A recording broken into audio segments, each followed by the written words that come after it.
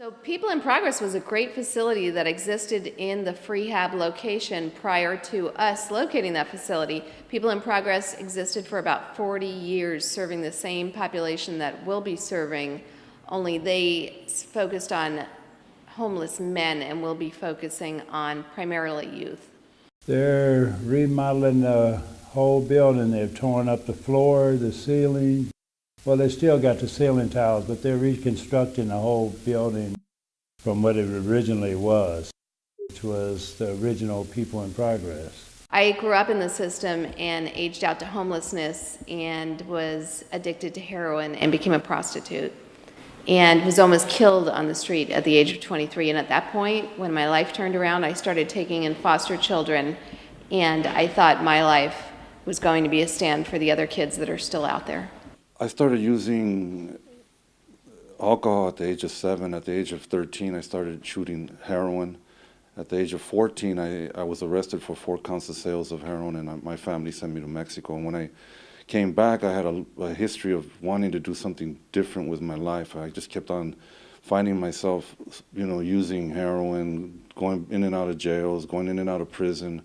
At 22, I went to prison for 3 armed robberies, use of a weapon. I got out, and a year later, after doing 5.5 years, I was released, and a year later, I was back in prison again because of my drug abuse, my alcoholism. And I'm answering phone calls where mothers are actually crying, calling for help for their kids. So that right there, got me, it took me back. And also the dropping clients that would come in with nothing, have nowhere to shower, nowhere to eat. They would come in here and wait patiently for a shower, have a snack. Those that wanted help, we would give them a referral. The monies weren't coming in a timely fashion, meaning that we had to draw from all kinds of different ways just to give the services. And that kept us from treating or being able to be a full service to the individuals that came in. And that's what it was all about. Basically, when the facility closed, I would still show up because I felt like I lost my home. And this is one of those places that you grow and attach to.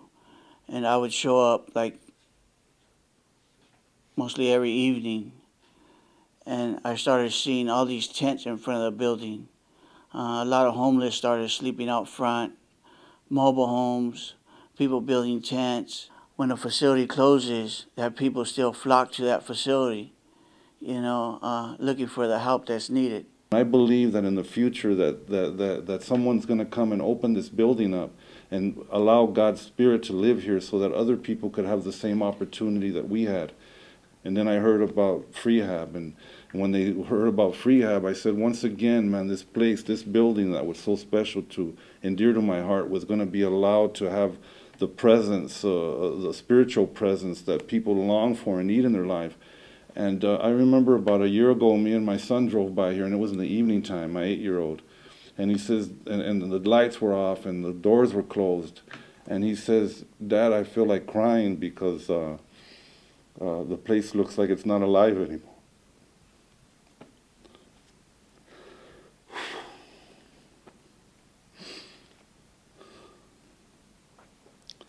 So I know what it's like to have no self-worth. I know what it's like to have nothing to even draw on, to even want help as a human being. But when someone believes in you and you start to believe in yourself, you find that there's a light that turns on inside of you, and there's hope and there's belief in yourself like there's never. Right now, currently, I work at the Midnight Mission, and I'm working at the Midnight Mission where the homeless population is the #1 homeless population in the United States, has given me an outlet to be able to express my experience, my strength, and my hope because of what I went through here in treatment. And one addict helping another is without parallel, and my family, everyone knows, and my son, that this was an integral part of my life. And if I never had the opportunity to come into a place like this, I never would have been able to be a father, to be a son, to have a job, to be a positive influence to other people in the community. So people have said all along, how can you do this? How can you start an organization with just a couple of people and really make an impact? And I believe that in Africa, when a child's parents die of AIDS, the village comes around them, the community, and raises that child, and the village becomes aunties and uncles. And I believe we have aunties and uncles right here in America, all over the place, that want to help our kids. And our job is to engage their hearts and their minds into the vision that these children could be our future leaders. I met Lauri through my boss now, actor, former Danny Trejo, major star. She asked him to come out and speak to these kids in Venice at the Teen Project. And one Christmas, we went out there, we made an appearance. She spoke to all these kids. We had Christmas dinner, they had food. You know, any place that got food, I'm in, you know. So it's a big incentive to always have food. And, you know, I met Lauri, she gave me her book, I read her story, and it's all basically revolves around the lifestyle that we come from as a user. You know, somebody that's been addicted to drugs and have lived that lifestyle along the way. Those trials, those bad times, and seeing what we become and what we do with other people, it changes the world. You know, it changes a lot of people's way of thinking. And just by us going out there and having my boss speak to these kids, it was overwhelming. And we stood in contact with her, and I seen what she did with those kids. And they all loved her, and she was like glowing. You know, when I first met her, she was glowing. And she always has that smile, and there was a connection there. I didn't know why or how, but now I do. So people say to me all the time, you're such an angel taking in all these kids, because I've had 30 foster kids to date.